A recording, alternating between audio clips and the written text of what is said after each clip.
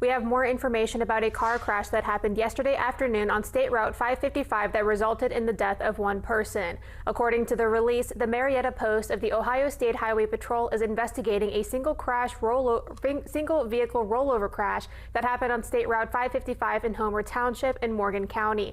The crash occurred around 2:03 p.m. A 1992 GMC C7 driven by Roger Gage, 56 of Chester Hill, Ohio, traveled off the right-hand side of the road and overturned. Gage was ejected from the car and was pronounced dead at the scene. Alcohol is suspected to be a factor in the crash. The crash remains under investigation at this time.